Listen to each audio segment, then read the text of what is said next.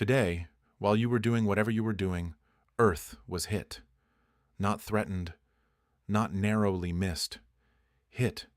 Somewhere above the atmosphere, somewhere in the thin layer of gas that separates everything you have ever known from the vacuum of space, a piece of rock or metal or ice that had been traveling through the solar system for millions of years encountered this planet and ceased to exist. It burned. It fragmented. It was converted from a solid object with mass and velocity and a trajectory billions of years in the making into a streak of light that lasted a few seconds and then vanished. You did not notice. Nobody noticed. It happens every day. The total mass of extraterrestrial material that enters Earth's atmosphere every single day is estimated at between 40 and 80 metric tons. 40 to 80 tons of space rock, space dust, space metal, arriving at this planet continuously in an unbroken stream that has been running without interruption since the day the solar system formed. Most of it is microscopic. Dust particles and tiny fragments that drift down through the upper atmosphere so slowly they never heat up enough to glow, settling eventually onto the surface of the ocean or the ice sheets of Antarctica, where scientists collect them and study them. Some of it is larger. Pebble-sized fragments that produce the brief streaks of light across the night sky that you have seen on clear nights and called shooting stars, though they are neither shooting nor stars, but rocks from the asteroid belt or the debris trails of comets burning up at altitudes of 80 to 120 kilometers. And occasionally, something larger arrives. This is not a story about the next extinction event.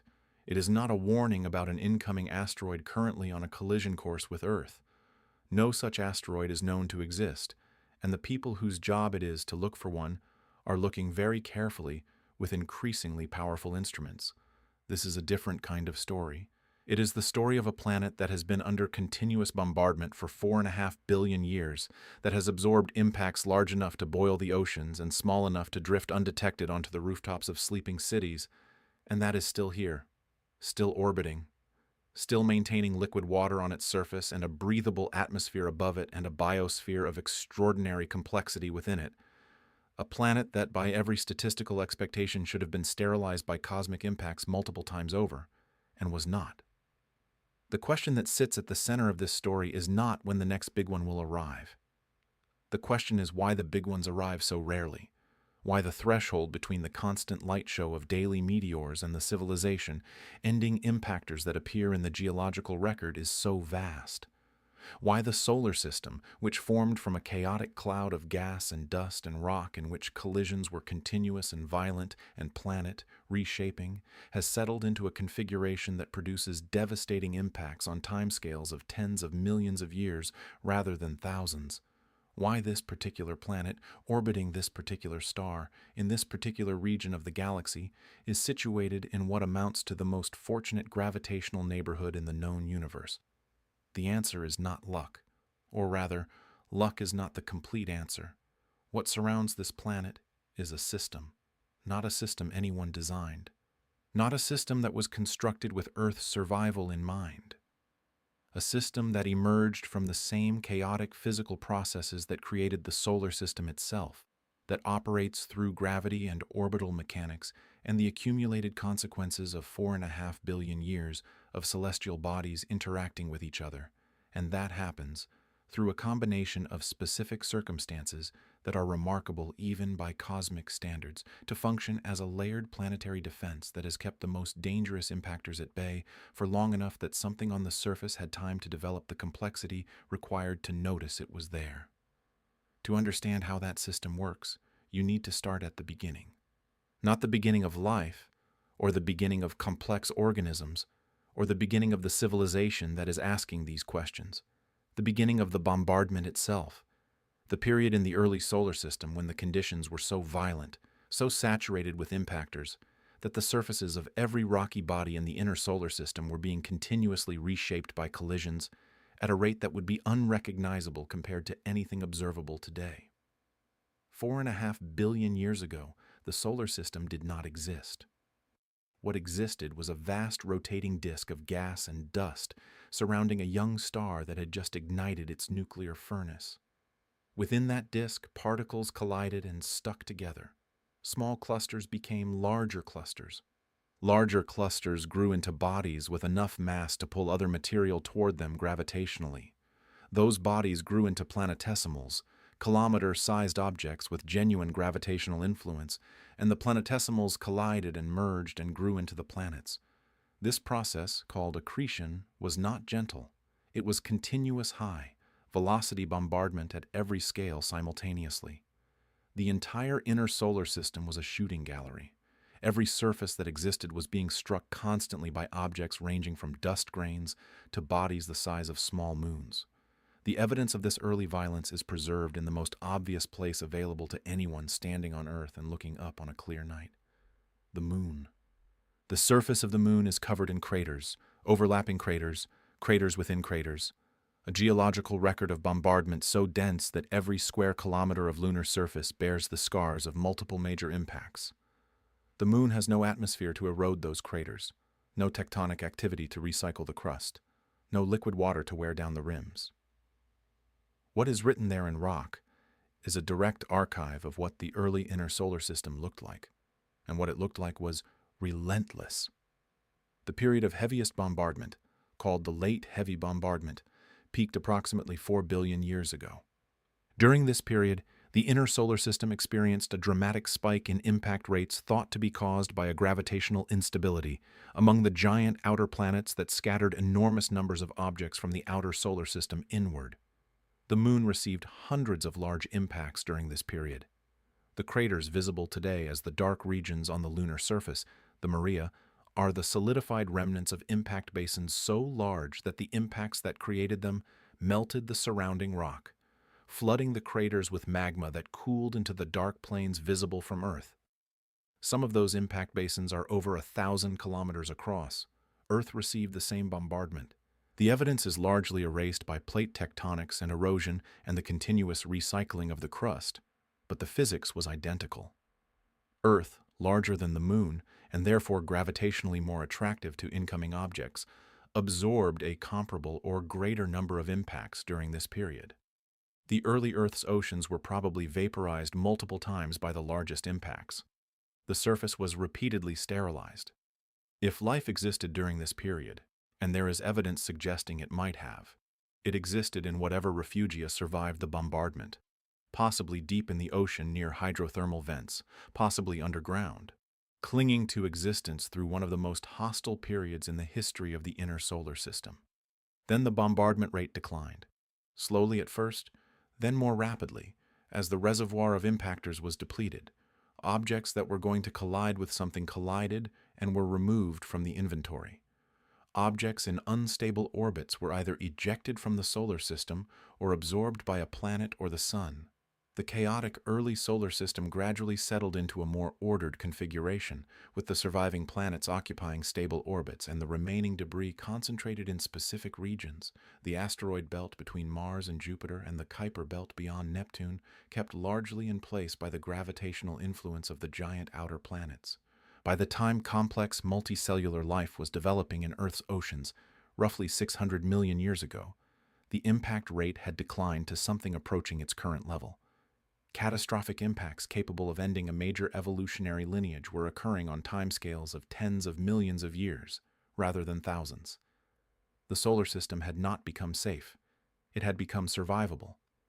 And the difference between those two conditions is where the most interesting science lives. Because survivable is not the same as safe.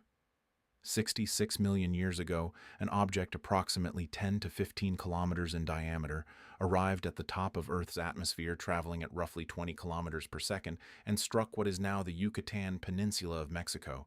The impact released energy equivalent to roughly 10 billion Hiroshima bombs. The crater it produced, the Chicxulub crater, is 180 kilometers across. The immediate effects, the fireball, the ejecta, the megatsunami, the shockwave, were catastrophic over a regional scale. The longer-term effects, the dust and sulfur aerosols lofted into the stratosphere blocking sunlight for years, the collapse of photosynthesis, the crash of food webs that depended on it, were global and lasted for decades. Avian dinosaurs, which had dominated the terrestrial vertebrate fauna for over 150 million years, were gone within a geological instant, Roughly 3/4 of all species on Earth went extinct. That was not ancient history in cosmic terms. 66 million years is less than 2% of Earth's age. Whatever the system is that keeps catastrophic impactors rare, it failed 66 million years ago. It will fail again. The question is when, and the answer to that question requires understanding every layer of the defense in detail, starting with the largest, most powerful, and most complicated member of the solar system's gravitational architecture. A planet 11 times wider than Earth. Over 1,300 Earths could fit inside it. A world so massive that it contains more than twice the mass of all other planets in the solar system combined.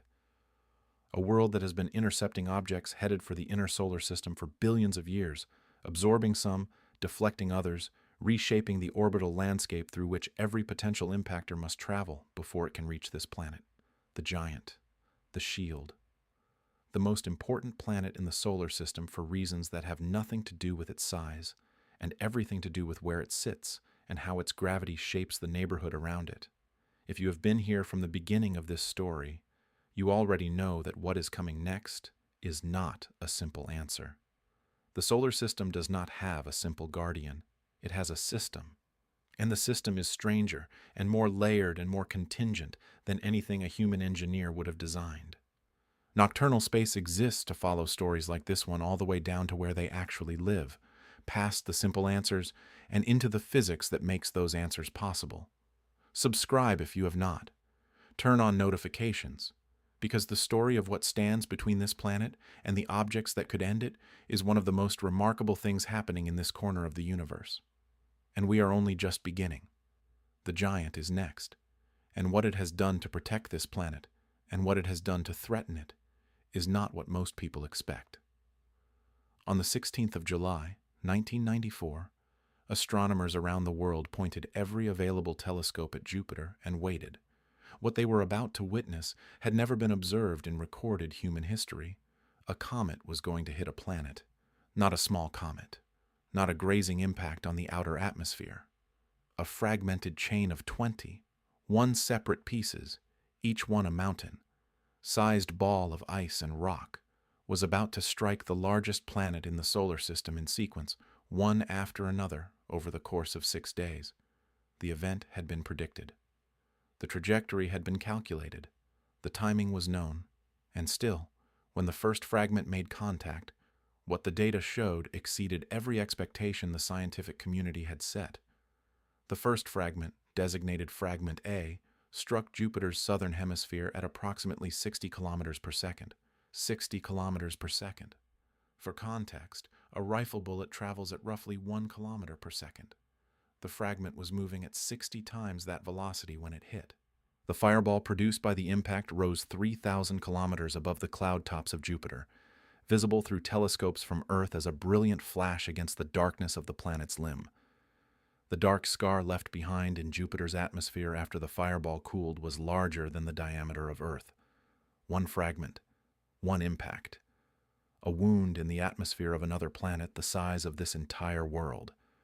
Over the following 6 days, 20 more fragments followed, each one producing its own fireball, each one leaving its own dark scar.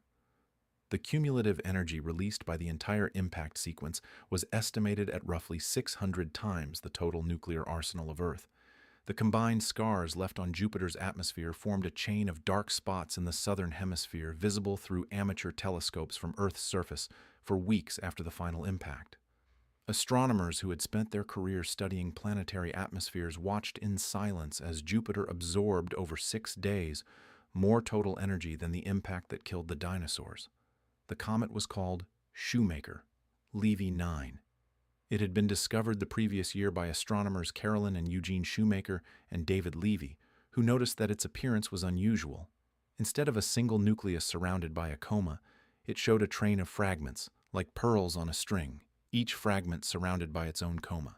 The reason for this unusual structure became clear when its orbital history was calculated. The comet had made a close pass by Jupiter years earlier, close enough that Jupiter's tidal forces had exceeded the structural integrity of the comet's nucleus and torn it apart. The fragments had continued in orbit around Jupiter, gradually spreading along the orbital path until the orbit decayed to the point where impact became inevitable. Jupiter had first broken the comet apart with its gravity. Then it pulled every piece of the wreckage into itself. What the Shoemaker Levy 9 impact demonstrated in real time, with images broadcast around the world, was something that planetary scientists had understood theoretically for decades but had never seen confirmed so dramatically. Jupiter is an impactor, not in the sense that it threatens Earth, but in the sense that it actively collects objects from its gravitational neighborhood and removes them from the solar system's inventory of potential threats. Its mass is so large, its gravitational field so powerful, that objects passing through the outer solar system that come close enough to Jupiter are captured, their trajectories fundamentally altered, their futures determined by the mathematics of gravitational interaction with a planet 318 times more massive than Earth. The mechanism operates at multiple scales simultaneously.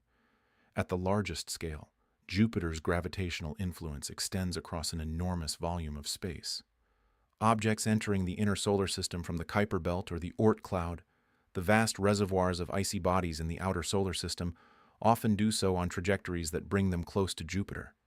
When they pass close enough, Jupiter's gravity deflects their paths. Sometimes the deflection sends them deeper into the inner solar system, toward the Sun and the rocky planets. But more often, the deflection is outward. Jupiter's gravity acts as a slingshot, accelerating the incoming object and flinging it back out of the inner solar system on a hyperbolic trajectory that carries it out of the solar system entirely. The object that entered as a potential comet becomes an interstellar traveler, ejected from the neighborhood permanently. Jupiter has been doing this for 4 billion years. The number of objects it has removed from the solar system's inventory is incalculable. At a closer range, Jupiter's gravitational influence shapes the trajectories of asteroids in the main belt between Mars and Jupiter, in ways that determine which asteroids stay safely in the belt and which eventually migrate into Earth, crossing orbits. This is where the relationship between Jupiter and Earth safety becomes genuinely complicated. The resonance structure of the asteroid belt, the specific pattern of orbital periods that Jupiter's gravity has imposed on the belt over billions of years, creates regions of stability where asteroids can remain indefinitely, and regions of instability where any asteroid that enters will be gradually perturbed onto an increasingly eccentric orbit. These unstable regions, called Kirkwood gaps after the astronomer Daniel Kirkwood, who first identified them in 1866, are the primary source of near-Earth asteroids. Objects that drift into a Kirkwood gap through gradual collisional evolution within the belt find their orbits progressively destabilized by the accumulated gravitational nudges of Jupiter until they are kicked out of the belt entirely and placed on orbits that can cross Earth's path. So Jupiter both protects and threatens. It ejects incoming comets from the outer solar system, and it destabilizes asteroids from the inner solar system. Its net effect on Earth's impact rate has been the subject of genuine scientific debate. Early models suggested Jupiter was overwhelmingly protective, and this became part of the popular understanding of the solar system structure, the idea that without Jupiter, the inner solar system would have been bombarded far more heavily, and life on Earth might never have had time to develop. Later, more sophisticated models complicated this picture significantly. A 2008 study by astronomer Kevin Grazier at NASA's Jet Propulsion Laboratory ran detailed simulations of the solar system with and without Jupiter, and found that Jupiter's role was more ambivalent than previously believed. In the simulations without Jupiter, fewer objects from the outer solar system entered the inner solar system, because Jupiter was not there to deflect them inward. In the simulations with Jupiter, Jupiter did eject large numbers of outer solar system objects, but it also scattered a significant number of them into the inner solar system in the process. The net effect on Earth's impact rate from outer solar system objects was not as dramatically protective as the simple picture suggested. Jupiter's role as a shield is real, but it is not as straightforward as the image of a giant vacuum cleaner sweeping the solar system clean. Where Jupiter's protective role is clearest and least ambiguous is in the long-term dynamical stability it provides to the entire solar system. A solar system without Jupiter would be a fundamentally different place, not just in terms of impact rates, but in terms of the orbital architecture of every planet in the system. Jupiter's mass dominates the gravitational dynamics of the solar system. Its presence stabilizes the orbits of the other planets over long timescales by providing a kind of gravitational anchor that prevents the gradual orbital evolution that would otherwise occur. Without Jupiter, the orbits of the inner planets, including Earth, would be significantly less stable over timescales of hundreds of millions to billions of years. Earth's orbital eccentricity, the degree to which its orbit departs from a perfect circle, would vary more dramatically over time, producing larger swings in climate and potentially longer periods of conditions hostile to complex life. Jupiter does not just intercept impactors, it stabilizes the neighborhood in which Earth exists. The Shoemaker, Levy 9, impact provided a direct, visible demonstration of what Jupiter absorbs. But the impacts we did not see, the comets deflected back out of the solar system before they ever reached the inner planets. The asteroids whose orbits were gradually modified by Jovian resonances into paths that never threatened Earth. The long-period comets from the Oort cloud that passed through the outer solar system and were ejected without ever becoming visible to Earth-based observers. Those are the events that constitute the bulk of Jupiter's contribution to Earth's safety, the invisible record, the threats that were resolved before they became observable, the impacts that never happened because a planet 318 times more massive than Earth happened to sit in exactly the right position in the solar system to intercept them. What visited Jupiter on those 6 days in July 1994 was a comet that had already spent years being prepared for its final destination by the very planet that destroyed it. Jupiter broke Shoemaker, Levy 9, apart on an earlier pass. Jupiter held the fragments in orbit. Jupiter pulled every one of them to their end. The entire sequence, from the original tidal disruption to the final impact, was Jupiter acting on a single object over multiple years through multiple gravitational interactions, in a demonstration of the same process it has been conducting on countless objects across 4 billion years of solar system history. But Jupiter is not the only layer of this defense. Not even close. Between Jupiter and Earth, there is a structure that most people misunderstand completely, that popular culture has rendered as a dangerous obstacle, when in fact it functions as something closer to the opposite, a vast, sparse, gravitationally organized distribution of rocky material that represents billions of years of orbital sorting by the same Jovian gravity that shapes the giant planet's own protective role. The belt. The barrier that is not a barrier. The region of space between Mars and Jupiter that contains hundreds of thousands of named objects and millions of smaller ones, distributed across a volume so large that the distances between them dwarf anything human intuition can easily grasp. What it actually is, how it actually works, and why the picture in every science fiction film is not just wrong, but essentially backwards, that is where we go next. And understanding it changes something fundamental about how you think about the space between the planets, the distribution of danger in the solar system, and the specific gravitational architecture that has made this particular corner of the universe as survivable as it has turned out to be. There is a scene that appears in almost every science fiction film set in the outer solar system. A spacecraft approaches the asteroid belt. The pilot grips the controls. The crew braces. On the view screen, a dense field of tumbling rocks fills the frame, close enough to touch, moving in every direction simultaneously, a chaotic obstacle course of boulders and mountains and irregular masses of metal and ice that requires constant evasive maneuvering to navigate. The ship weaves, rocks the size of buildings pass within meters. The audience holds its breath.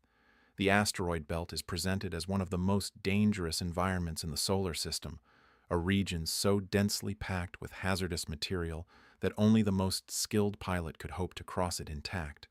This picture is wrong in almost every detail. Not slightly wrong. Not exaggerated for dramatic effect in ways that preserve the essential truth. Wrong in the most fundamental way a picture can be wrong, which is that the reality it claims to represent is essentially the opposite of what it shows. The asteroid belt is not dense. It is not a chaotic obstacle course. It is not a region that requires skillful navigation to cross safely.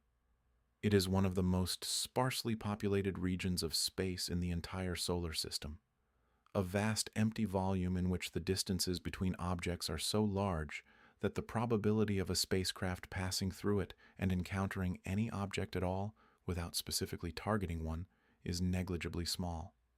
The numbers make this concrete in a way that words alone cannot. The asteroid belt occupies a region of space between roughly 2.2 and 3.2 astronomical units from the Sun, where 1 astronomical unit is the average distance between Earth and the Sun, approximately 150 million kilometers. The volume of space enclosed in this region is approximately 9.4 times 10 to the 24th cubic kilometers. Within that volume, the total number of asteroids larger than 1 kilometer in diameter is estimated at roughly 1.1 to 1.9 million. That sounds like a large number until you divide it by the volume and calculate the average distance between objects. The average distance between asteroids in the main belt is approximately 600,000 to 1 million kilometers. 600,000 to 1 million kilometers between neighboring objects. The distance from Earth to the Moon is roughly 384,000 kilometers. The average gap between asteroids in the supposedly dense, dangerous obstacle course asteroid belt is between 1.5 and 2.5 times the Earth-Moon distance. If you were standing on an asteroid in the main belt and looking for your nearest neighbor with the naked eye, you almost certainly could not see it. It would be too far away. A spacecraft crossing the belt in a straight line has a probability of hitting anything larger than a dust grain that is, for practical purposes, 0. Every spacecraft ever sent to the outer solar system has passed through the asteroid belt without incident, not because of skillful navigation, but because there was simply nothing in the way. The total mass of the entire asteroid belt reinforces this picture with equal force. All the asteroids in the main belt combined, every rock and metal and icy body from the largest, Ceres, which is roughly 940 kilometers in diameter, down to the smallest pebble-sized fragments, amount to a total mass of approximately 2.4 times 10 to the 21st kilograms. This is roughly 4% of the mass of the Moon. The Moon. That gray object visible in the night sky that you have been looking at your entire life and instinctively understood was not particularly large. The entire asteroid belt, millions of objects distributed across an enormous volume of space, contains less than 1/20th of the mass of Earth's own natural satellite. If you somehow gathered every single asteroid in the main belt and compressed them into a single sphere, the resulting object would be smaller than the Moon, and would not qualify as a planet under any current definition. This is not what a dangerous obstacle course looks like. This is what a very efficient gravitational sorting mechanism looks like after 4 billion years of operation. To understand how the asteroid belt arrived at its current state, you need to go back to the formation of the solar system and trace what happened to the material in the region between Mars and Jupiter. In the early solar system, the region that would become the asteroid belt contained a significant amount of material, enough that under ordinary circumstances, it might have accreted into a planet of substantial size. The material was there. The process of accretion, small objects sticking together and growing into larger ones, was underway. The ingredients for planet formation were present. But Jupiter was also forming just beyond this region, growing rapidly through a process called core accretion, followed by runaway gas accretion that caused it to accumulate mass far faster than the rocky bodies in the inner solar system. As Jupiter grew, its gravitational influence over the region between it and Mars became increasingly powerful. The gravitational perturbations Jupiter exerted on the material in the proto-asteroid belt region prevented it from accreting efficiently. Instead of collisions between objects resulting in growth, the perturbations increased orbital velocities enough that collisions became destructive rather than constructive. Objects that might have stuck together were instead shattered. The region that might have become a planet was kept in a perpetual state of collisional fragmentation, unable to consolidate, unable to grow, grinding itself down through billions of years of collisions into progressively smaller and smaller fragments. Simultaneously, Jupiter's gravity was actively removing material from the belt through the resonance mechanism that creates the Kirkwood gaps. Objects that drifted into orbits whose periods were simple fractions of Jupiter's orbital period, 1/3, 2/5, 3/7, and so on, experienced repeated gravitational nudges from Jupiter at the same point in every orbit. These nudges accumulated over millions of years, gradually increasing the eccentricity of the resonant orbit until the object's path crossed the orbit of Mars or Earth. Once in a Mars crossing or Earth crossing orbit, the object would eventually have a close encounter with one of those planets, either being captured, impacted, or scattered onto a hyperbolic ejection trajectory. Over 4 billion years, this process has removed the vast majority of the material that originally occupied the asteroid belt region. What remains is the residue, the objects that happen to occupy stable non-resonant orbits, the survivors of 4 billion years of gravitational attrition. The Kirkwood gaps are directly visible in any plot of the distribution of asteroid orbital periods. At the resonance locations, the population of asteroids drops sharply to near zero. The gaps are not gradual transitions but sharp boundaries, clear evidence of the efficiency with which Jupiter's resonances have swept the belt clean at those specific orbital periods. The gaps are named for Daniel Kirkwood, the American mathematician who first noticed and correctly explained them in 1866, more than a century before the mechanism could be confirmed by computer simulation. The asteroids that remain in the belt occupy what are, by solar system standards, relatively stable orbits. They will not all stay there forever. Collisions within the belt continue to generate fragments that can be perturbed into unstable resonant orbits and eventually migrate into the inner solar system. The Yarkovsky effect, a subtle non-gravitational force caused by the asymmetric thermal radiation from a rotating asteroid's sunlit and dark sides, gradually modifies asteroid orbits over millions of years and can push objects into resonant regions they would not otherwise reach. The belt is not static. It is slowly leaking, slowly feeding a population of near-Earth objects through a process that operates on geological timescales, but the leak rate is slow. Dramatically slower than the impact rate of the early solar system, slower than it would be if Jupiter did not exist, to provide the resonant structure that keeps the bulk of the belt population in stable orbits. The belt that was a reservoir of planet, forming material in the early solar system, has become, through 4 billion years of gravitational processing, something closer to its opposite. A region where material is organized, sorted, and largely contained. Where the objects most likely to reach Earth, crossing orbits are channeled through specific dynamical pathways that make them identifiable and trackable. Where the chaos of the early solar system has been replaced by an ordered structure that, while not entirely benign, is incomparably more predictable than what preceded it. The near-Earth objects that pose the actual current threat to this planet are largely the products of this leakage. Asteroids perturbed out of the main belt by Yarkovsky drift and resonance interactions, placed onto increasingly eccentric orbits over millions of years, eventually crossing the orbit of Mars, then Earth, then being further perturbed by close planetary encounters into a variety of Earth-approaching trajectories. NASA currently tracks more than 2,300 near-Earth objects classified as potentially hazardous asteroids, objects larger than 140 meters in diameter, whose orbits bring them within 7.5 million kilometers of Earth's orbit. More than 2,300 individual objects in the current inventory of known threats. Objects capable of regional to continental devastation if they were to impact. Objects that originated in the organized, supposedly benign asteroid belt and made their way to Earth, crossing trajectories through the same gravitational processes that keep the belt itself largely stable. The belt is not the source of safety. It is the source of the threat, filtered and processed and slowed by the same Jovian gravity that shapes the belt's structure. What stands between those 2,300 tracked objects and this planet is not the belt. It is the layers of protection that exist between the belt and the surface, layers that most people have never thought about as a connected system.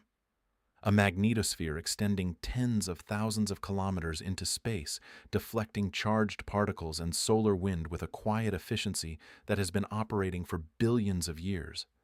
An atmosphere 90 kilometers deep that converts incoming rock into light and heat before it can reach the ground. And underneath both of those, a planet whose very structure, whose spinning molten iron core and its liquid outer layer, generates the magnetic field that makes the atmosphere possible in the first place. The belt is not the last line of defense. It is barely the first.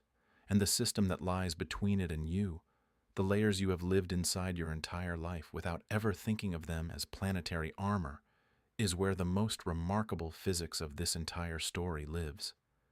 That is exactly where nocturnal space is going next.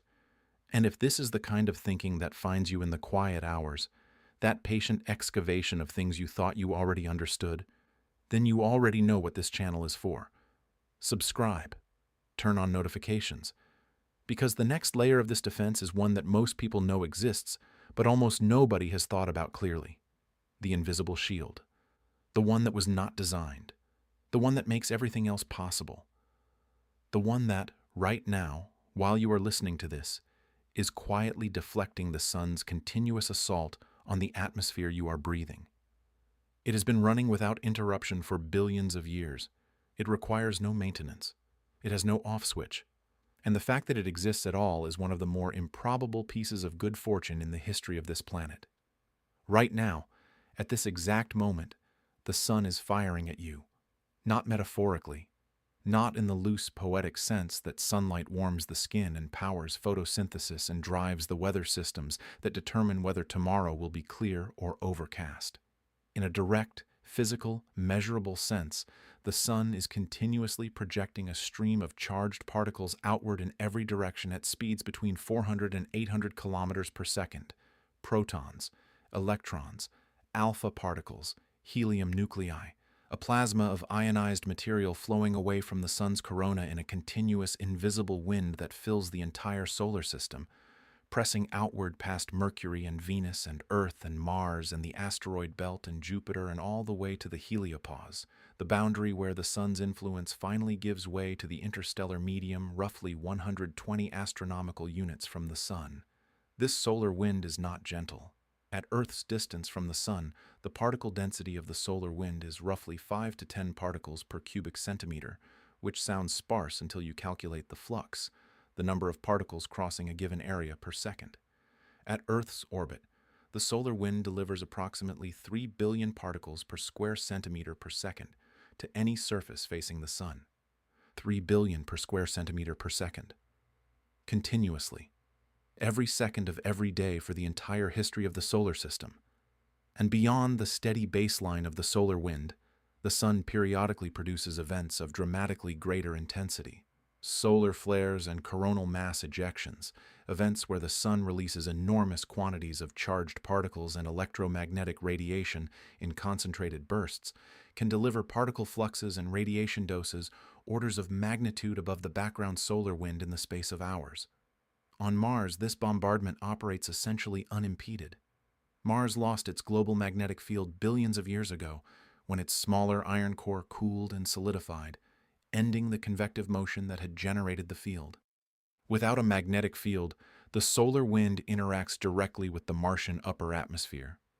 The mechanism is straightforward and devastating.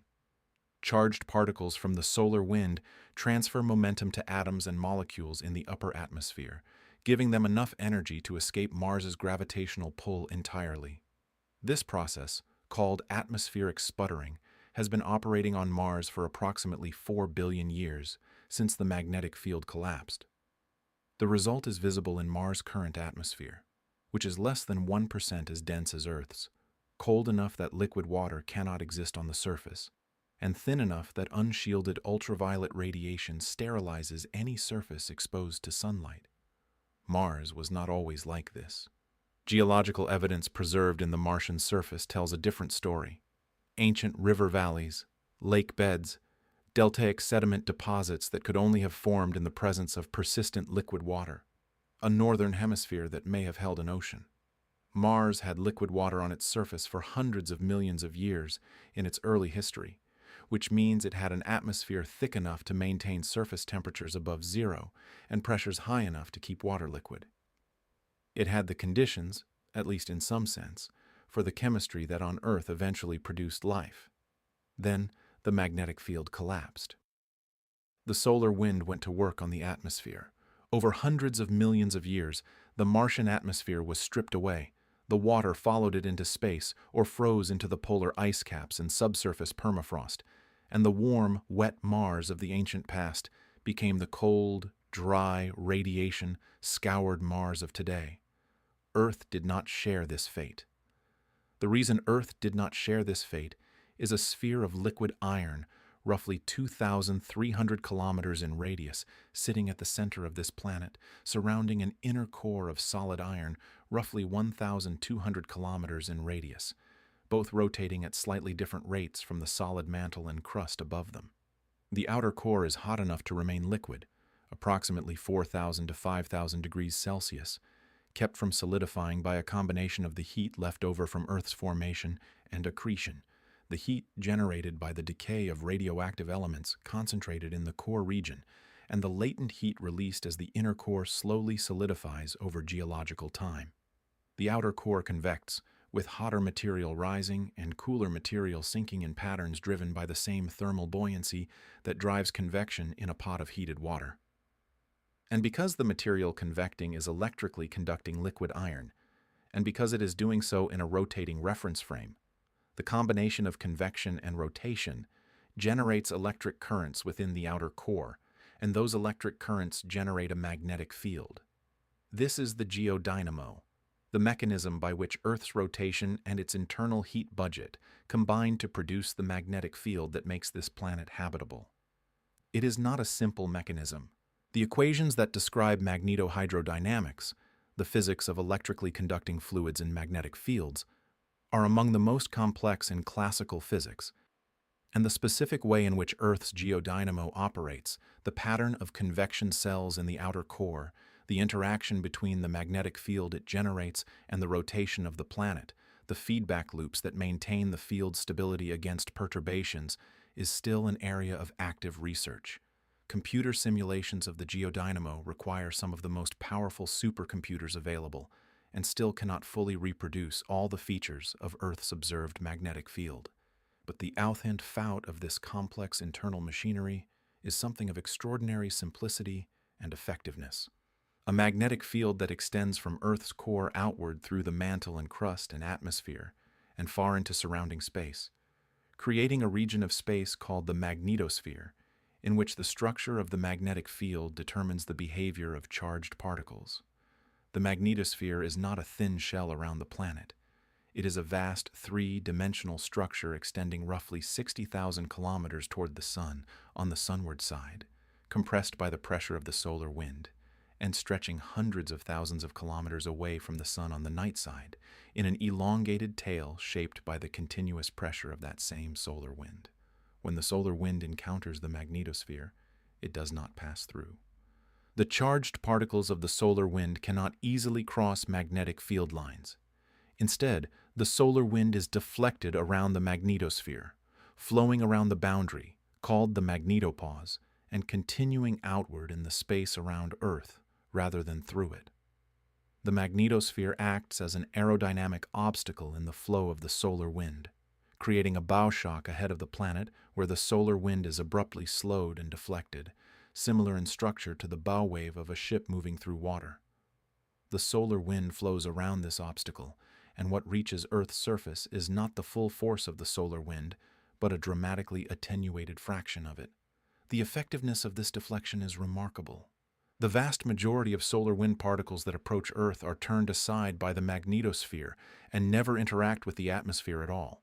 Those that do enter the magnetospheric system are largely funneled toward the polar regions, where the magnetic field lines converge and dip toward Earth's surface, creating the auroral zones where solar wind particles that have penetrated the outer magnetosphere spiral down along field lines and collide with atmospheric molecules at altitudes of 100 to 300 kilometers, producing the auroral light displays visible from high latitudes. The aurora is the visible signature of the magnetosphere's interaction with the solar wind. It is the sound of the shield working, the light produced at the points where the deflection is least complete. But the magnetosphere's protection goes beyond simply deflecting the steady solar wind.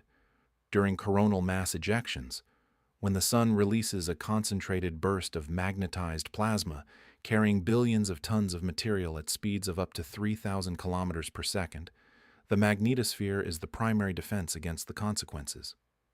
A strong coronal mass ejection compresses the magnetosphere, pushing the magnetopause closer to Earth, temporarily reducing the size of the protected region. The interaction between the coronal mass ejection's magnetic field and Earth's magnetic field can drive geomagnetic storms, periods of enhanced particle precipitation, into the atmosphere, and induced currents in electrically conducting structures on the surface. Strong geomagnetic storms can disrupt satellite communications, damage power grid infrastructure, and interfere with radio communications. The Carrington event of 1859, the largest geomagnetic storm in recorded history, induced currents strong enough in telegraph wires to cause fires in telegraph offices and to operate telegraph equipment without any external power source. In the modern world, an event of equivalent magnitude could potentially cause trillions of dollars of damage to electrical infrastructure, but even the Carrington event did not strip the atmosphere, did not remove the ozone layer, did not expose the surface to lethal levels of radiation. The magnetosphere absorbed the impact of the most powerful solar storm in at least 500 years, and the atmosphere remained intact. The baseline protection is robust enough to survive events that would be catastrophic for the technological infrastructure that modern civilization has built on top of it. And this brings the story to the connection that most people never make. The magnetosphere does not directly deflect asteroids.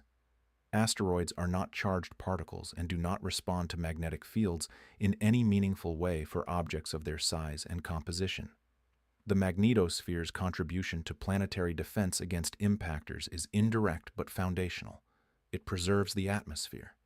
And the atmosphere is the most efficient asteroid defense system on this planet, operating continuously and automatically, requiring no maintenance, no power source, no targeting system, no political agreement, converting incoming rock and metal into light and heat with an effectiveness that has protected every living thing on Earth from the constant rain of smaller impactors for hundreds of millions of years. Without the magnetosphere, the atmosphere would follow Mars' trajectory. Gradually stripped by the solar wind over hundreds of millions of years, thinned until it could no longer maintain surface pressures sufficient to ablate and fragment incoming asteroids before they reached the ground.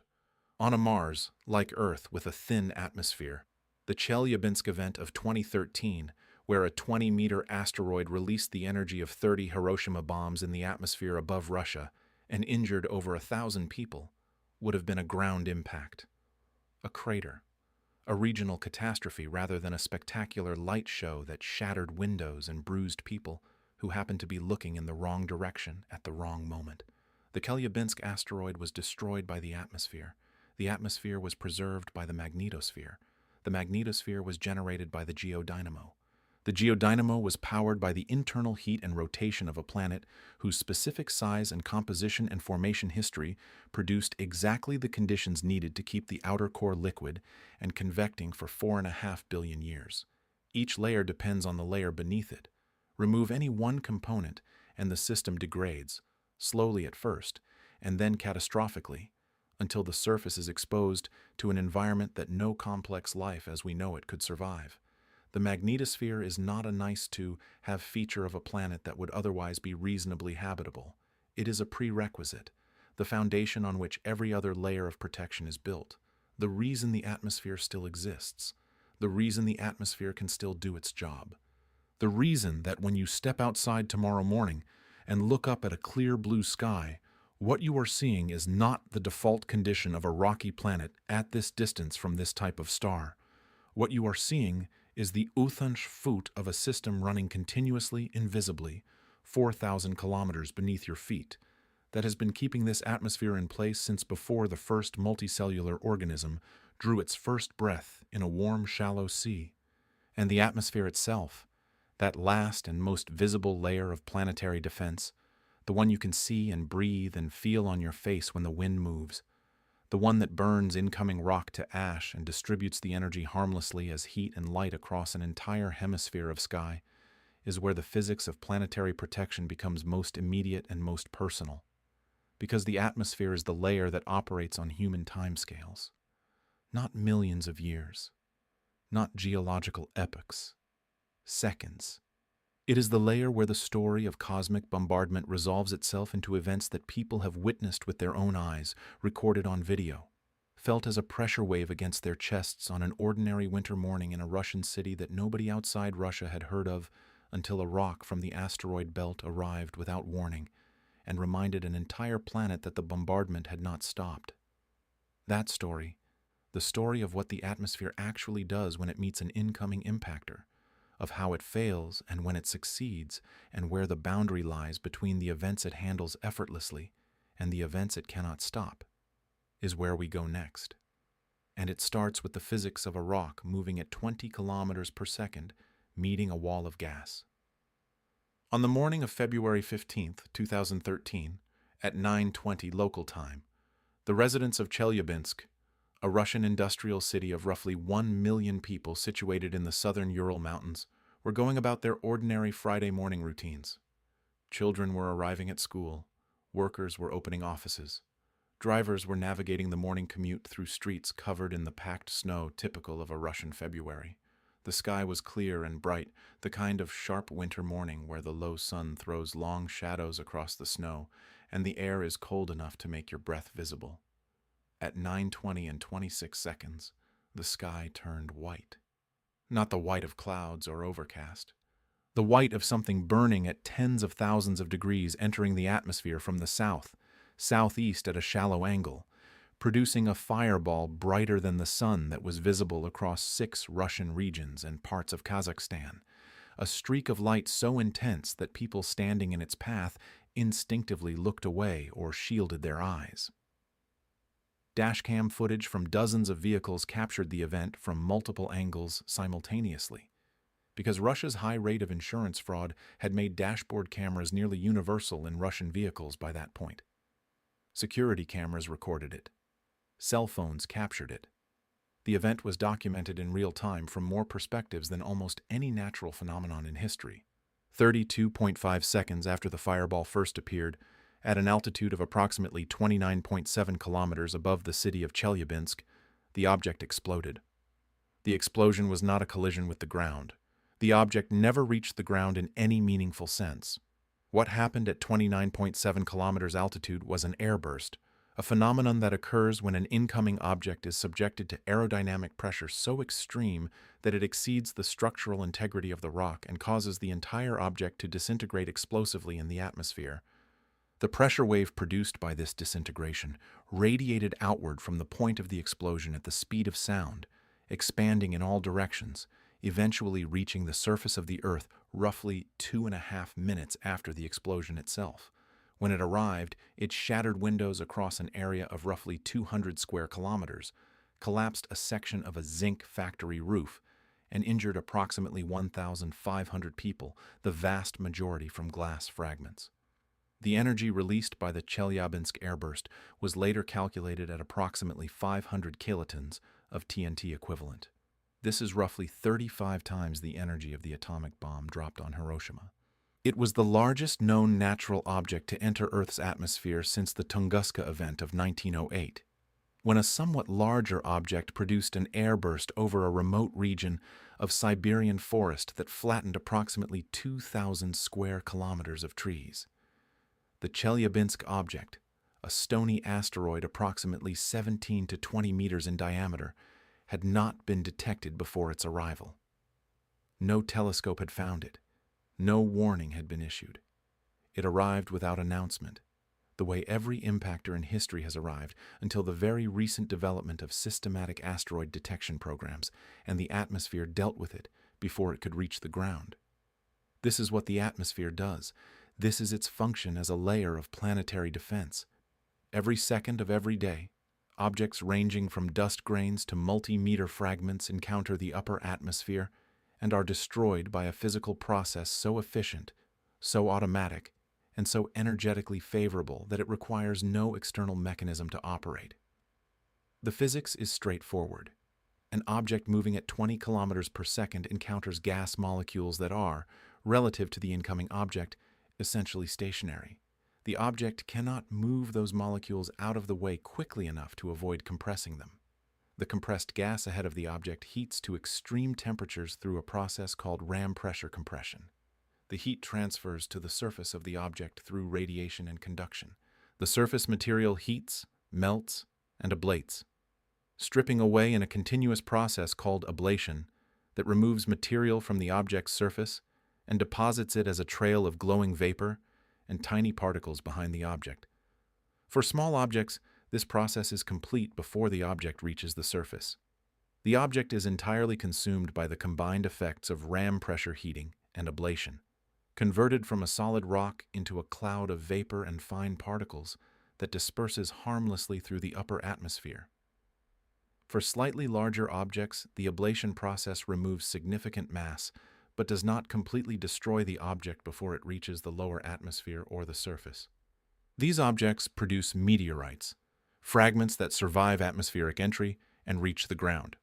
And for objects above a certain size threshold, the ram pressure itself, rather than ablation, becomes the primary destruction mechanism, compressing the object until the structural stresses exceed the tensile strength of the rock and causing it to fragment explosively, producing the airburst phenomenon that destroyed the Chelyabinsk object at altitude. The efficiency of this process across different size ranges is one of the most important and least appreciated facts about Earth's current threat environment. Objects smaller than roughly 1 meter are almost entirely consumed by ablation before reaching the surface. Objects between 1 meter and approximately 25 meters are likely to produce airbursts at varying altitudes, or, for the stronger metallic objects in this size range, to partially survive to produce crater, forming ground impacts or meteorite falls. Objects between 25 meters and approximately 150 meters represent the regime where airbursts can be devastatingly energetic, but where the ground impact is not yet capable of producing effects beyond the regional scale. Objects larger than 150 meters begin to carry enough energy that even the atmosphere's ablation and fragmentation effects cannot prevent significant ground impact energy delivery, and the consequences transition from regional to potentially continental or global in scale. The Tunguska event sits near the lower end of the range where regional devastation begins. The object responsible was probably 50 to 80 meters in diameter, stony in composition, and it entered the atmosphere at approximately 27 kilometers per second at a shallow angle. It exploded at an altitude estimated between 5 and 10 kilometers with an energy of roughly 10 to 15 megatons. The explosion flattened 2,000 square kilometers of Siberian forest, scorching trees over an even larger area. Had the object arrived 4 hours and 47 minutes later, Earth's rotation would have brought the city of St. Petersburg under the trajectory. Had it been a ground impact rather than an airburst, the crater would have been roughly 5 kilometers across. The Tunguska event happened over one of the most remote and sparsely populated regions on the planet's surface. The probability that any given impact of that energy would strike a remote, uninhabited area is high, simply because most of Earth's surface is ocean or sparsely populated land. But the probability is not 1. It is not guaranteed. The same physics that delivered the Tunguska impactor to a Siberian forest could have delivered it to London or Tokyo or New York. The Chicxulub impactor, the object that ended the Cretaceous period and eliminated the non-avian dinosaurs, represents the upper end of the scale where the atmosphere's defensive role becomes essentially irrelevant. An object 10 to 15 kilometers in diameter traveling at 20 kilometers per second carries kinetic energy of approximately 100 teratons of TNT equivalent. The atmosphere, which so efficiently destroyed the 20-meter Chelyabinsk object at altitude, could not meaningfully slow an object of this scale. The ram pressure experienced by the leading face of such an object is extreme, certainly sufficient to cause fragmentation in a weaker body, but the total mass and momentum are so large that even significant fragmentation does not prevent ground impact with catastrophic energy delivery. The atmosphere in this regime does not protect the surface. It is simply the medium through which the impactor passes on its way to the ground. The protection offered by the atmosphere scales inversely with the size of the threat. For the threats that are most common, it is nearly perfect. For the threats that are most catastrophic, it is nearly irrelevant. This size-dependent effectiveness of atmospheric protection is why the current inventory of near-Earth objects is organized around specific size thresholds.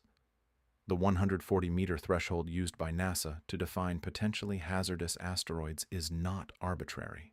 It represents approximately the lower limit of the size range at which a ground impact could produce effects beyond the local region, potentially affecting entire nations or ocean basins with tsunami generation. Objects below this threshold that undergo atmospheric airbursts, like Chelyabinsk, are dangerous and can produce significant casualties and property damage over regional scales, but they do not threaten civilization. Objects above 140 meters carry enough energy that, depending on the specific impact location and angle, the consequences could include tsunamis affecting entire ocean basins, regional firestorms, or climate perturbations lasting years. The specific composition of an impacting object also matters enormously for how the atmosphere responds to it. Stony asteroids, the most common type, are relatively weak and fragment readily under ram pressure, making atmospheric airbursts more likely and ground impacts less energetic than the initial kinetic energy would suggest.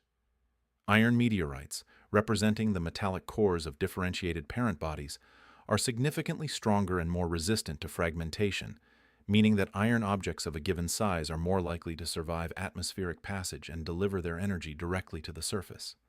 Cometary nuclei, loosely consolidated collections of ice and dust and rocky material, are extremely weak and tend to fragment at high altitude, producing dramatic fireball events but relatively modest ground, level effects for their total mass. The same size of incoming object can have dramatically different outcomes depending on whether it is a strong iron body, a moderate, strength stony asteroid, or a weak cometary nucleus. What all of these objects encounter when they reach Earth is a planetary atmosphere that has been maintained at its current density and composition by the magnetosphere, acting as a shield against atmospheric stripping by the geological processes that continuously replenish gases from the interior through volcanism, and by the biosphere itself, which has been actively modifying atmospheric composition for billions of years. The atmosphere is not a passive background. It is the product of an ongoing interaction between the planet's interior, its magnetic field, its biological inhabitants, and the space environment surrounding it. It is the most complex and dynamic layer of Earth's planetary defense system, the one most directly tied to the conditions that make complex life possible, and the one that operates on timescales most relevant to human experience. Every meteor you have ever seen in a clear night sky was a piece of this story. A fragment of the early solar system, a remnant of the same material from which Earth itself was built, arriving at the top of the atmosphere at cosmic velocity and being destroyed in seconds by the same physical processes that have been protecting this planet's surface for hundreds of millions of years. The brief streak of light across the sky is not the arrival of something threatening. It is the disposal of something that was. The atmosphere doing its job, quietly, efficiently, automatically, without any human involvement or awareness, every single night of every single year since the atmosphere first became thick enough to perform the function. The atmosphere burns most of what arrives, but not everything. And the threshold between what it handles and what it cannot is where the most important work currently happening in planetary science is focused. Because humanity has now reached a point in its technological development where the response to an incoming object is no longer limited to hoping the atmosphere will handle it or accepting the consequences if it does not. For the first time in 4.5 billion years of this planet's history, the species living on the surface has developed the capability to detect, track, characterize, and potentially deflect the objects that the atmosphere cannot stop on its own. The watchers, the trackers, the engineers who in 2022 pointed a spacecraft at a rock in space and changed its orbit. Not by much, but enough. Enough to prove that the final layer of Earth's defense does not have to be passive, does not have to be geological or magnetic or atmospheric, operating on timescales and scales that dwarf human civilization. The final layer can be intentional, designed, operated by the same intelligence that first looked up at the night sky, noticed the streaks of light crossing it, and began to wonder what they were and where they came from, and whether they posed a threat to the fragile, improbable, extraordinarily fortunate arrangement of matter and chemistry and biology that had somehow produced on the surface of one rocky planet orbiting one ordinary star the capacity to ask that question at all. That layer, the human layer, the most recent and most contingent, and in some ways the most remarkable addition to a defense system that was already billions of years old before the first human being drew breath, is where this story goes next. And it starts with a survey, a congressional mandate, a count. An attempt by one species on one planet to catalog every object in the solar system large enough to end its civilization and determine with mathematical certainty whether any of them are coming. Nocturnal space is where science like this lives. Not the simple version. Not the reassuring version. The version that follows the physics all the way to where it actually matters, where the numbers are real and the implications are genuine and the story is stranger and more interesting than anything a simpler answer could have produced. Subscribe if this is the kind of thinking that finds you in the quiet hours. Turn on notifications. The next segment is the one where humanity enters the story, and what we have done in the last 30 years of watching the sky is more remarkable than most people know.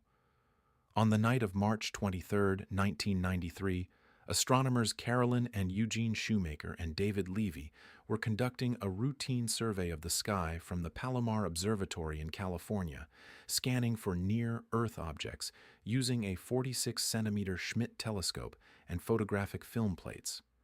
The night had not started well. Clouds had interrupted the earlier part of the session, and the film that Levy loaded into the telescope at around 2 in the morning had already been used once, making it slightly fogged and less sensitive than a fresh plate. Under normal circumstances, a fogged plate might have been discarded. Levy used it anyway. When the plate was developed and examined the following day, Carolyn Shoemaker noticed something unusual in the region near Jupiter. Not a point of light. Not a streak indicating an asteroid's motion between exposures. Something she had never seen before in years of systematic sky surveys. A linear smear of light, elongated, surrounded by a diffuse coma, looking, as she later described it, like a squashed comet. It was a squashed comet. Or more precisely, it was a comet that had passed close enough to Jupiter on a previous orbit to be torn apart by tidal forces, leaving its fragments strung out along the orbital path in a chain that would, 14 months later, produce the most dramatic impact event ever directly observed in the solar system. The discovery of Shoemaker, Levy 9, was the result of a slightly fogged film plate used on a cloudy night by astronomers conducting patient, systematic work that most of the scientific community at the time considered moderately important but not urgent. Within a year of that discovery, the United States Congress had passed legislation directing NASA to find and catalog every near-Earth object larger than 1 kilometer in diameter within 10 years. The Space Guard Survey, as it came to be called, was not motivated by a specific threat. No known asteroid was on a collision course with Earth. The legislation was motivated by the realization, made vivid by the Shoemaker-Levy 9 impact, that the solar system was not a stable, benign environment. That large objects moved through it on trajectories that could intersect with inhabited planets. That the difference between an impact and a near miss was orbital mechanics, not intention or probability, and that the human species, which had developed the technological capacity to detect these objects, had not yet conducted a systematic survey to determine whether any of them posed a threat. This realization, obvious in retrospect, had been slow to penetrate the scientific mainstream. For most of human history, the idea that rocks from space could fall from the sky was not taken seriously by the scientific establishment. Accounts of rocks falling from the sky were dismissed as superstition or misidentification.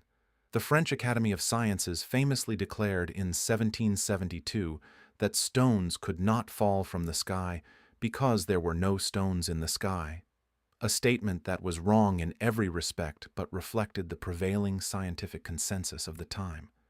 It was not until 1803, when a well-documented meteorite fall near the town of L'Aigle in France produced hundreds of recovered fragments witnessed by thousands of people, that the scientific community accepted that extraterrestrial rocks could and did fall to Earth. The idea that such rocks could be large enough to cause regional or global catastrophe took even longer to gain acceptance.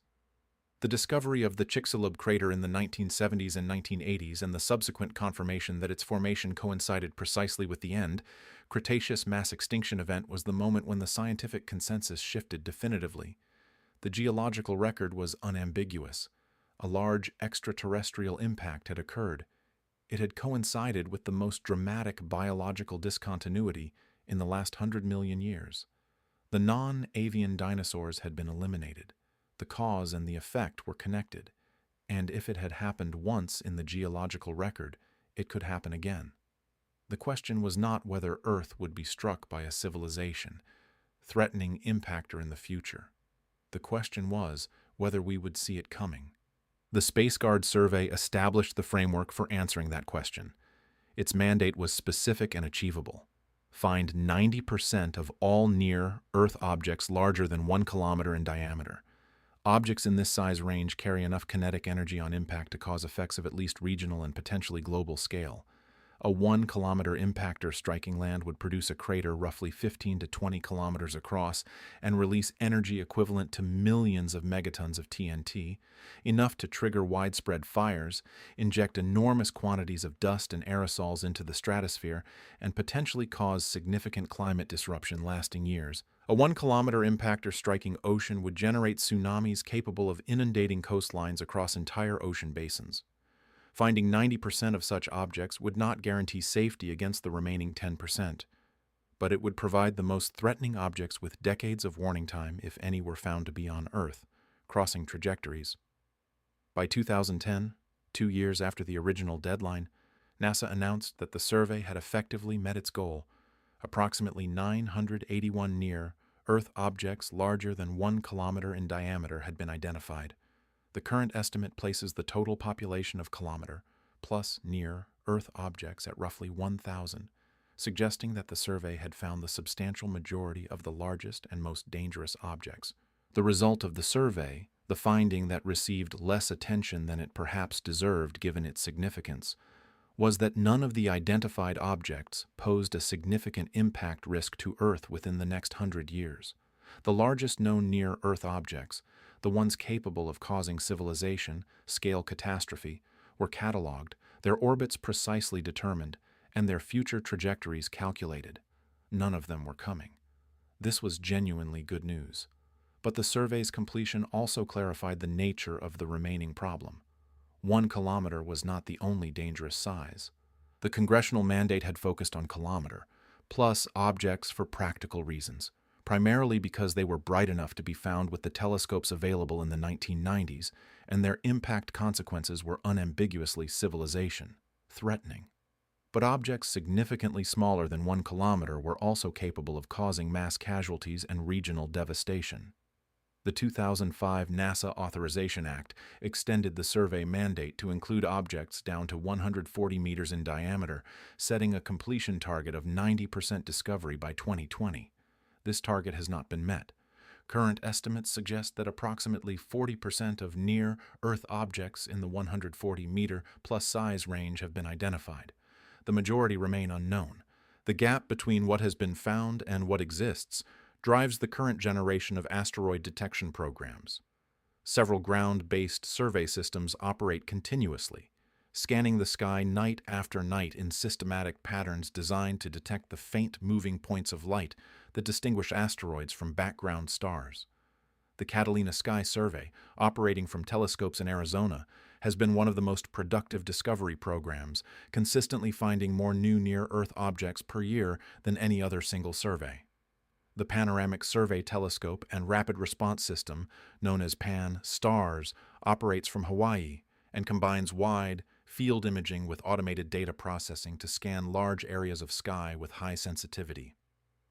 The Asteroid Terrestrial Impact Last Alert System, ATLAS, uses a network of telescopes distributed across multiple sites to provide rapid follow-up on newly discovered objects and short warning time detection of objects approaching from the direction of the Sun, a blind spot for telescopes that cannot observe close to the Sun during daylight hours. These ground-based systems are effective and have dramatically expanded the catalog of known near-Earth objects. But they face fundamental limitations. They can only operate at night. They are affected by weather and atmospheric seeing conditions. They have limited sensitivity to objects approaching from the sunward direction.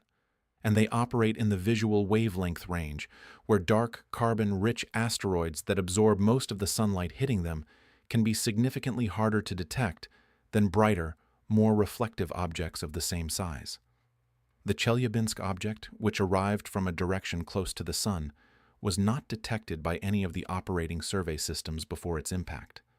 A dedicated space-based infrared telescope, operating above the atmosphere and with a view of the sky that includes the sunward direction, would address most of these limitations simultaneously. The Near-Earth Object Surveyor mission, NEO Surveyor, is designed to be that telescope. Approved by NASA and currently in development with a planned launch in the late 2020s, NEO Surveyor would operate in the infrared from a position near the Earth, Sun Lagrange point L1, giving it a stable thermal environment and continuous visibility of the sky, including the sunward direction.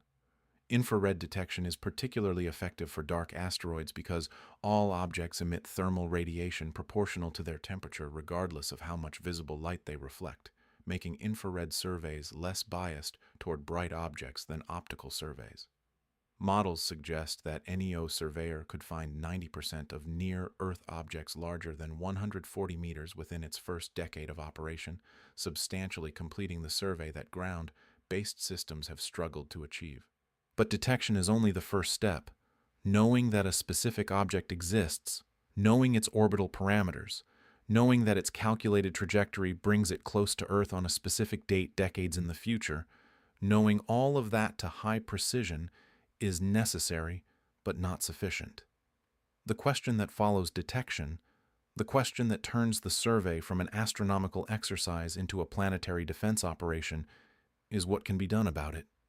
And the answer to that question changed fundamentally on the evening of September 26, 2022, when a spacecraft the size of a vending machine, traveling at approximately 6 kilometers per second, slammed into a small asteroid called Dimorphos. The Double Asteroid Redirection Test, DART, was the first mission specifically designed to test whether a kinetic impactor, a spacecraft deliberately crashed into an asteroid, could measurably change the asteroid's orbital period. Dimorphos is a moonlet approximately 160 meters in diameter, orbiting a larger asteroid called Didymos. The Dimorphos system was chosen as the test target because it posed no threat to Earth and because the binary nature of the system made it possible to measure the orbital period change resulting from the impact by monitoring how the brightness of Didymos varied as Dimorphos moved around it. Before impact, Dimorphos completed one orbit of Didymos every 11 hours and 55 minutes. The mission success criterion was a period change of at least 73 seconds. The actual period change, measured by telescopes on Earth in the weeks following the impact, was 32 minutes, not 73 seconds, 32 minutes, an orbital period change more than 26 times larger than the minimum success criterion. The discrepancy between the expected and observed momentum transfer was explained by the ejecta plume produced by the impact, the cloud of material thrown off Dimorphos' surface by the collision, which provided additional momentum in the same direction as the impact through a jet-like reaction. The DART impact did not merely nudge Dimorphos, it fundamentally reorganized the moonlet's orbital dynamics. Subsequent observations by the Hubble Space Telescope and the James Webb Space Telescope revealed that the ejecta plume had formed a comet-like tail of dust and debris extending thousands of kilometers from the impact site, persisting for weeks after the collision. The implications of the DART result for planetary defense are profound and extend well beyond the specific numbers involved. For the first time in the 4.5 billion year history of this solar system, a species that evolved on the surface of one of its planets reached out across space with a deliberate intention and changed the motion of another object in that system. Not accidentally, through the ordinary mechanics of gravitational interaction that have been reshaping orbits since the solar system formed. Deliberately, precisely, with a specific goal, a specific target, and a specific outcome that was calculated in advance and confirmed by measurement. The solar system is no longer a physical environment that humanity inhabits and responds to. It is, in the most limited but real sense, a physical environment that humanity can now act upon. The question that follows from this capability is one of timing. A kinetic impactor like DART works by changing the velocity of the target object by a small amount, which translates over years or decades into a large change in the object's position relative to its original trajectory. The earlier an impactor is deployed relative to the predicted impact date, the smaller the velocity change needed to deflect the object entirely clear of Earth. An object detected 20 years before its predicted impact date can be deflected with a mission a fraction of the size required for an object detected 5 years before impact. Time is the most valuable resource in planetary defense. Detection early enough to allow a deflection mission to be planned, funded, built, launched, and completed with adequate margin. Before the impact date is the difference between a manageable engineering problem and a crisis with no solution. This is why the completion of the survey matters, why the detection programs matter, why NEO-Surveyor matters, not because any known object is currently threatening Earth, not because the natural defense system of Jupiter and the magnetosphere and the atmosphere is failing, but because the natural system, which has been operating for 4 billion years and has been remarkably effective, is not perfect. It failed 66 million years ago. It will fail again. The geological record is unambiguous on this point. The question is not whether a civilization threatening impactor will eventually arrive. The question is whether the intelligence that now inhabits this planet's surface will have developed, by the time it arrives, the awareness and the capability and the coordination to do what the dinosaurs could not. They had no warning. They had no telescopes. They had no spacecraft. They had no orbital mechanics.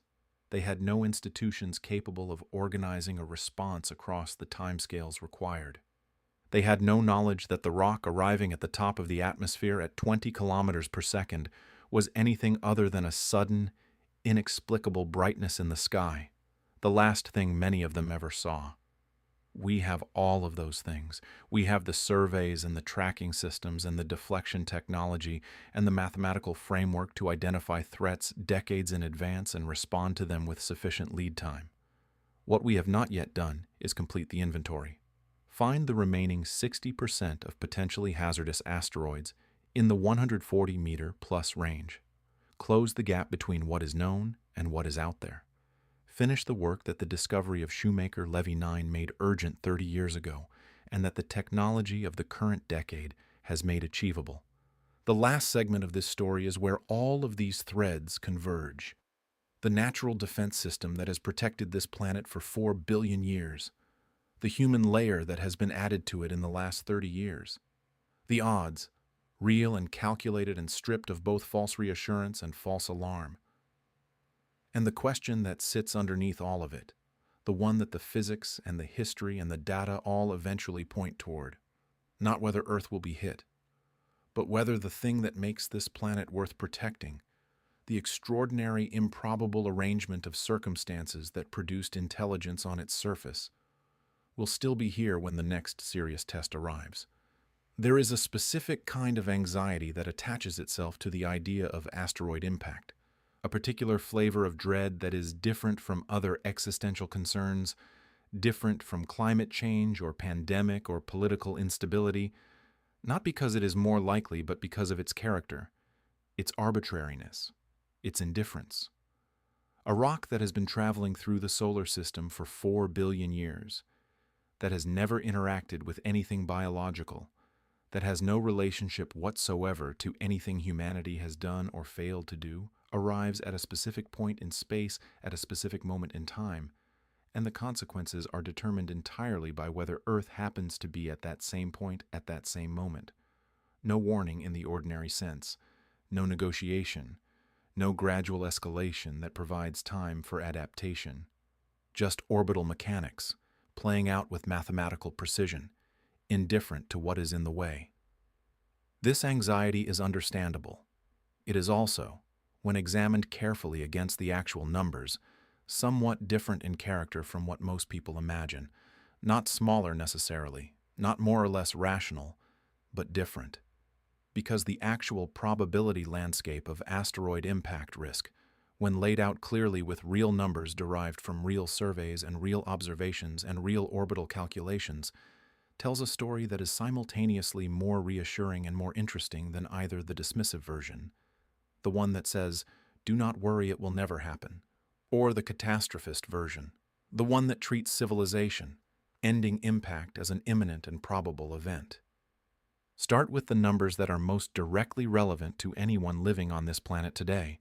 The probability that a near-Earth object large enough to cause a civilization, scale catastrophe, an object greater than 1 kilometer in diameter, will impact Earth in any given century is approximately 1 in a million. Not 1 in 10, not 1 in 1,000. 1 in a million. The survey of kilometer plus near Earth objects is essentially complete, and none of the known objects in that size range are on trajectories that intersect Earth's orbit within the next century with any significant probability. The residual risk comes from the small fraction of kilometer, plus objects that have not yet been discovered, objects whose orbits have not been calculated, and whose trajectories are therefore unknown. That residual population is estimated to be small, perhaps a few percent of the total, based on the completeness models of the survey programs. The risk from known objects of civilization threatening scale is, for practical purposes, 0 for the foreseeable future. The risk from unknown objects of that scale is small, but non-zero. For objects in the 140 meter to 1 kilometer range, the probability of a ground impact in any given century is higher, approximately 1 in several thousand for the larger end of this range and increasing as you move towards smaller sizes. The consequences of such an impact depend heavily on where it occurs. An ocean impact by a 300-meter object would generate tsunamis capable of devastating coastlines across an entire ocean basin, potentially killing millions of people in coastal cities. A land impact by the same object would produce a crater several kilometers across, release energy equivalent to hundreds of megatons, and cause severe regional effects including fires, shockwave damage, and atmospheric injection of dust and aerosols. Devastating, potentially the worst natural disaster in recorded history by a significant margin. But not civilization, ending in the sense that human society as a whole could not recover and continue. For objects in the 25-meter to 140-meter range, the size class that includes the Chelyabinsk object and the Tunguska object, impact frequency is much higher, and consequence is highly variable. Objects at the lower end of this range produce airbursts of limited energy that can shatter windows and injure people over regional areas, but do not threaten mass casualties. Objects at the upper end produce airbursts or ground impacts capable of devastating a city or a small country, if the impact location is unfortunate. The probability of a Tunguska scale event in any given century is estimated at roughly 50%. Not certain, not imminent, but a better than even chance that sometime in the next 100 years, somewhere on Earth, an object of that size will arrive and produce an event of that energy.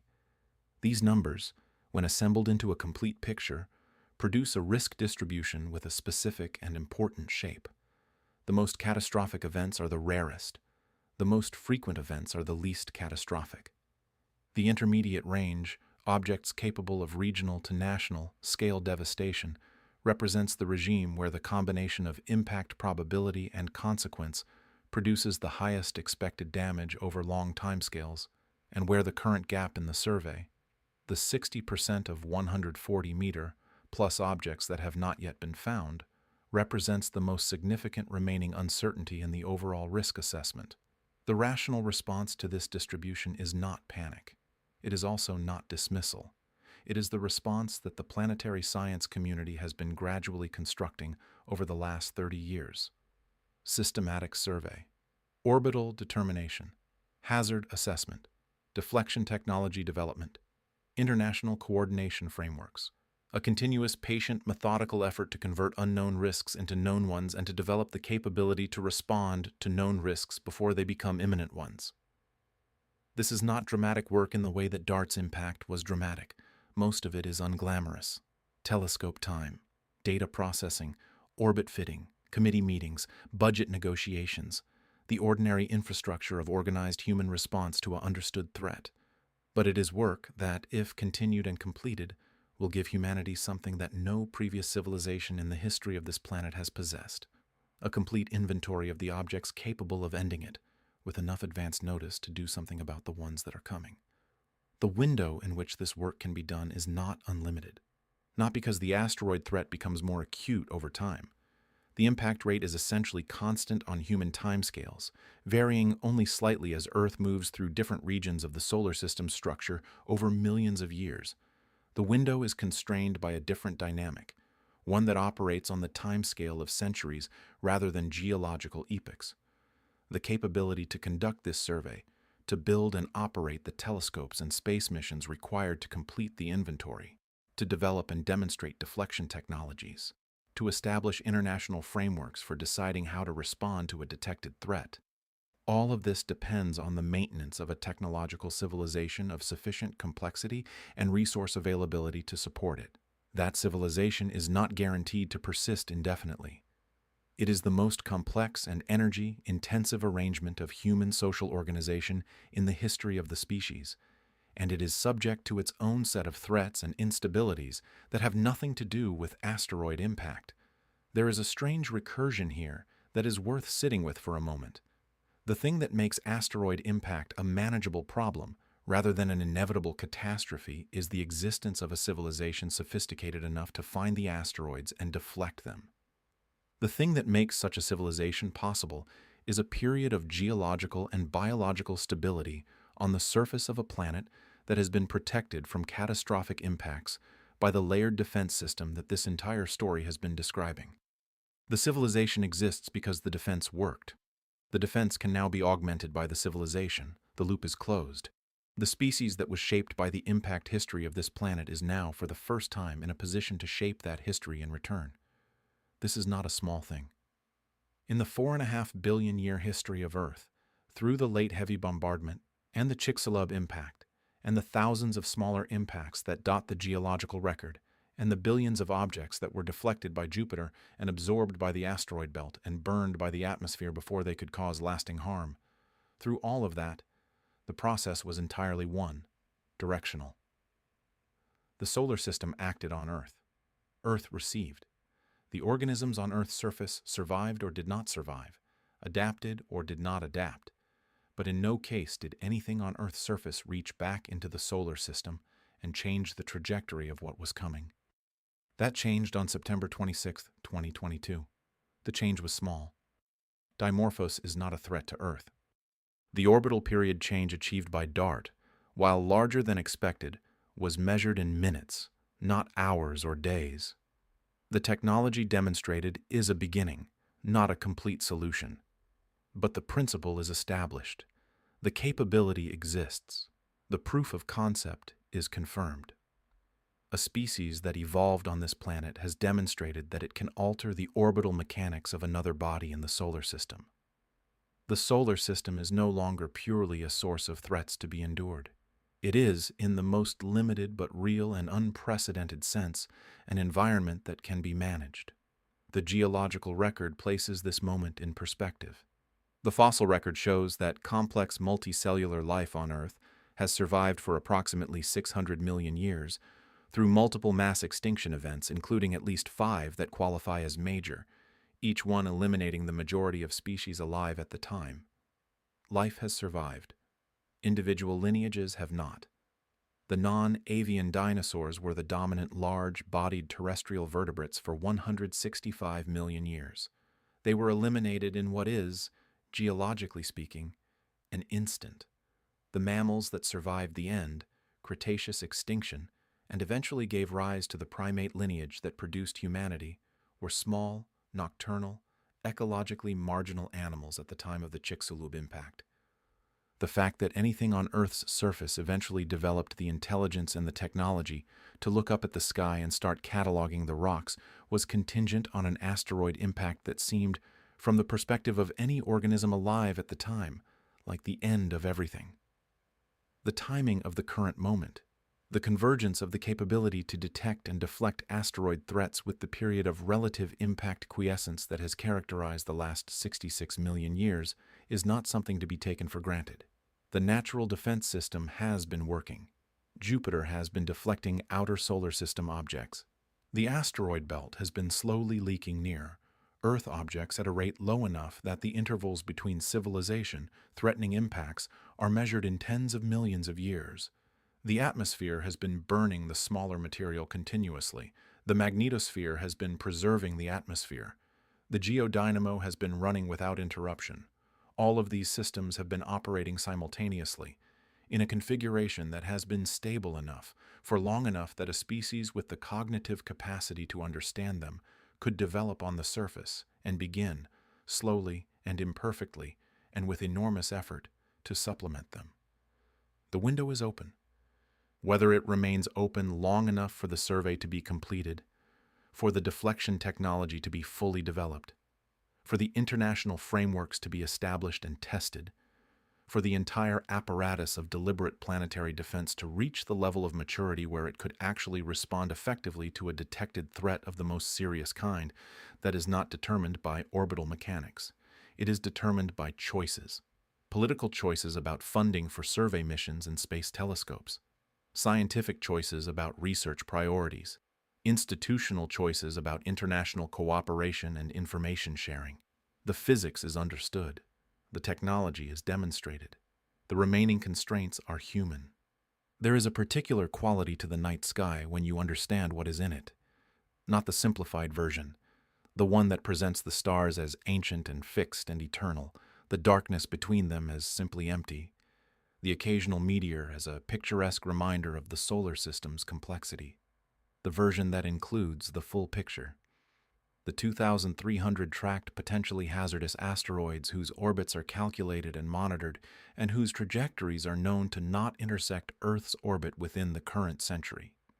The unknown population of objects in the same size range that have not yet been found, moving through the solar system on trajectories that are not yet mapped.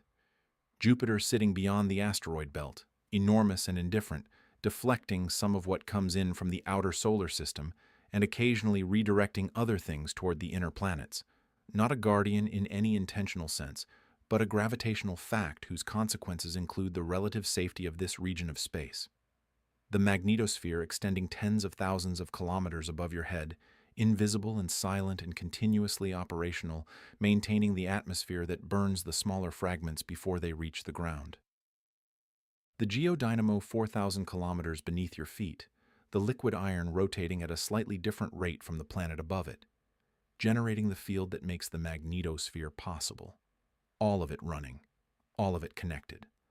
All of it the product of specific physical circumstances that did not have to be arranged the way they are, and that on most rocky planets in the galaxy are probably not arranged this way. The particular mass of Jupiter, the particular size and composition of Earth's core, the particular orbital architecture of the solar system that placed the giant planets where they are and the rocky planets where they are and the asteroid belt where it is, the particular history of impacts that delivered water to the early Earth and drove the biological evolution that eventually produced the organisms now asking these questions. None of it designed, none of it inevitable, all of it, in retrospect, necessary. The bombardment has not stopped. It has never stopped. Tonight, while you sleep, the upper atmosphere will burn dozens of incoming fragments, and the meteors will streak briefly across the sky above you and be gone before anyone looks up. The natural system will do what it has been doing for 4 billion years. The telescopes will track the known objects and search for new ones, and the data will be processed, and the orbits will be calculated, and the threat assessments will be updated, and the engineers will continue working on the next generation of deflection technology. And somewhere out in the solar system, on a trajectory currently unknown, an object is moving. It has been moving for billions of years. Where it goes next is a question of orbital mechanics. Whether it matters to anything on Earth's surface when it gets there is a question of whether the window stays open long enough for the work to be finished. The odds are good. The system has been working for a long time. The new layer being added to it, the deliberate, intelligent, technology-driven layer, is the most capable and the most contingent and the most recently arrived. It is also, for the first time in the history of this planet, the one with agency, the one that can choose, the one that looked up at the sky, understood what was there, and decided that understanding was not enough.